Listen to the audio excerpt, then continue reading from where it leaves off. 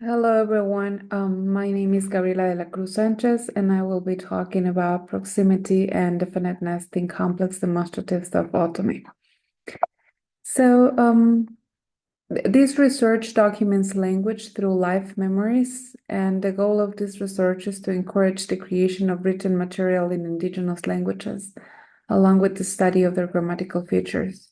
So I am going to present a first analysis of the demonstrative systems of Otomi, and I'm going to basically be referring to simple and complex demonstratives.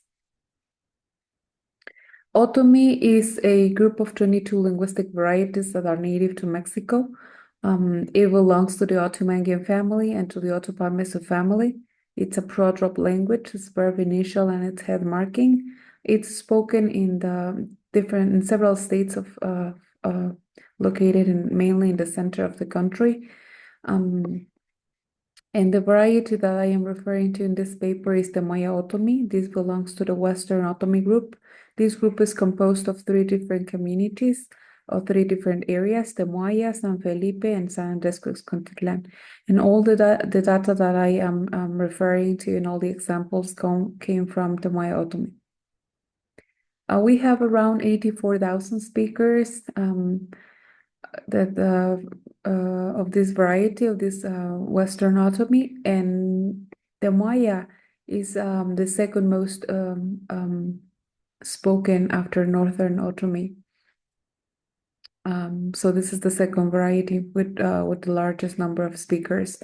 So we can see here in this in this um in this chart that the Maya, it's the area with the largest number of speakers in the state of Mexico. The first one is Miquilpan, but Miquilpan speaks a different variety. Otomi is considered a DS system of several distinct languages or a multidimensional dialect continuum. There are differences even among similar varieties. So here we can see, for example, the same group, the Maya Otomi and Toluca Otomi, and then we can see that the differences are in the oral vowels, but not only that, but we can also see that some of these varieties can go from one nasal vowel to five nasal vowels. So the Maya Otomi speakers recognize themselves as Riñato, I still speak, and then they refer to people who speak Spanish as Iñam, for they speak Spanish. I did my research in this area, in this community. They are located in the mountains and basically every single mountain is like one community. We can notice also that the varieties differ also not only in the language, but also in their outfits, their customs, and the way they refer to themselves, the name they used to refer to themselves. So what I did is I collected material from 13 Temoaya Otomi speakers. They were 4 males and 9 females. They all were in natural environments for the speakers, at home, in mountains, in cornfields. And so I collected anecdotes, I identified toponyms and stories. I asked her specific questions. I basically documented a large part of the area where they live.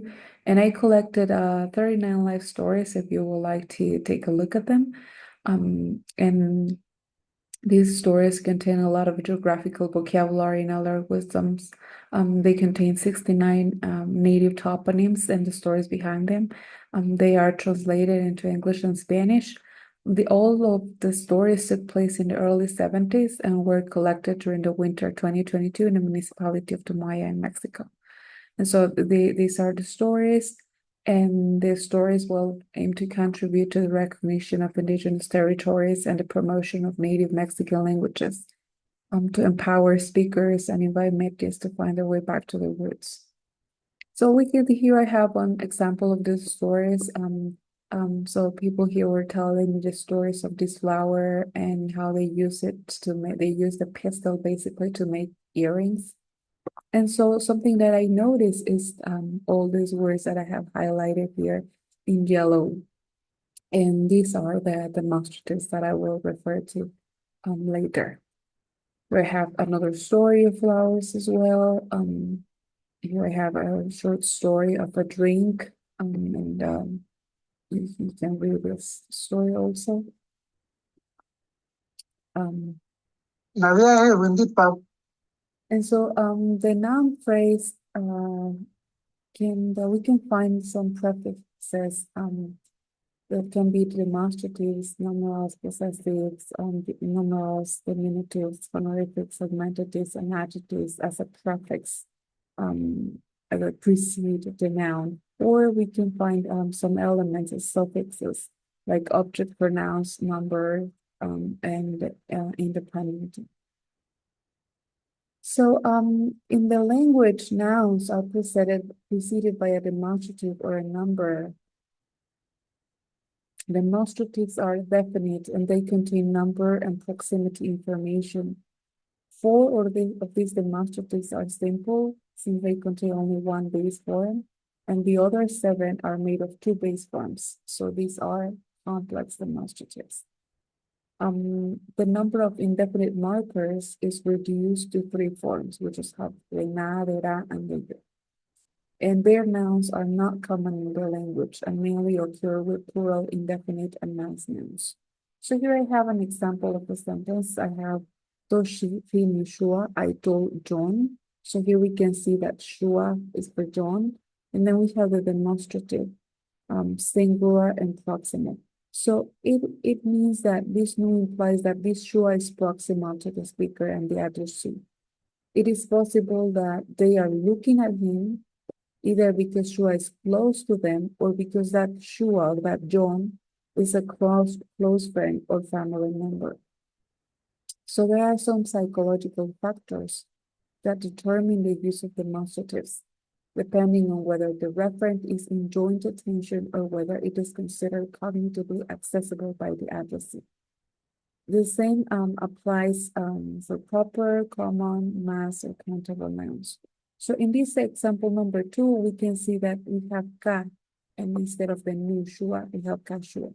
So, and it says, I told John, but in this case, this shua is, they cannot see the shua, or it's not a family member. It can be, for instance, that the Shua's mom is talking about him, but he's telling um uh that to a neighbor because that neighbor is not close to John or that Shua. That's why they use that ka. Or two neighbors are talking about specific Shua that they cannot see him. So they are going to use this demonstrative singular distant either because they cannot see him or because Shua is not part of the family or not a close friend of the family. So we have these four definite demonstratives, simple. So we have nu for singular proximal and the u for the plural proximal. And then when it's distant, we have ka for the singular and then we have the ku for the plural, right? So nu can also be a locative. And in that case, this location is at close visual distance and anaphoric to a discourse reference that have been previously mentioned. For example, I can say something like in 3, Taramihnu, he is sitting over there, where we have access to that locative, where we can see that place. When nouns are introduced for the first time, the indefinite singular na or one is used. Like in this case, number 4, we have nanzoya, mi imbi foshkigi, pero ka, and then we have the ka, zoya, bro Pedro ka. And then the second time, so this na becomes ka, because now we know what man we're talking to, or we're referring. So the reason why nu did not precede Zoya in 4 is because it is an indefinite entity, not known by the listener and out of sight. And the second time Zoya appears, the listener knows who that person is. So it could be preceded by nu, but since that Zoya is out of the speaker and the address is sight, ka is preferred, right? Not like in the first example of John or Shua. So the second ca after the proper name Pedro, that we can see here at the end, is anaphorically with an emphatic purpose. So the definite demonstratives that we have here in table 1 can combine with each other, resulting in the complex demonstratives that we have in table 2. And so here we have them. Now we can see that they are composed of two forms. So we have the nuna, nunu, nunu, nuka, nuyu, nuku, kuyu. And so now we have examples like nuna, nuna nana bi kunsi, this woman tripped, or I can have nuka, and it's out of sight, nuka bi ndihi bima, and that one hurried up and to leave. So this definite demonstrative ka and you behave as a function indicator with a referential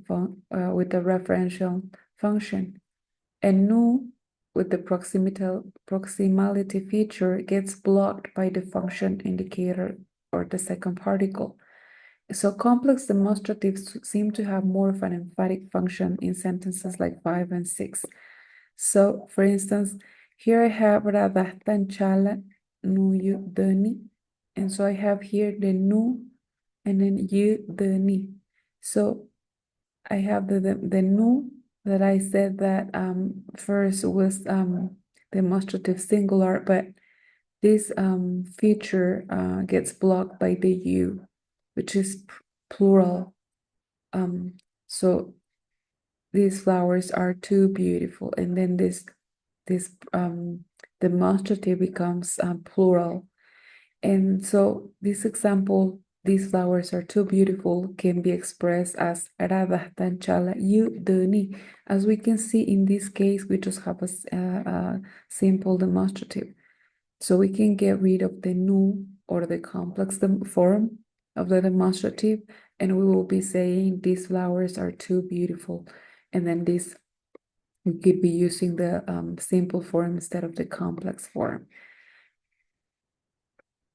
So nu is a particle that selects singular proximal unless the following particle marks for number and distance is next to it, which is what I kind of said before.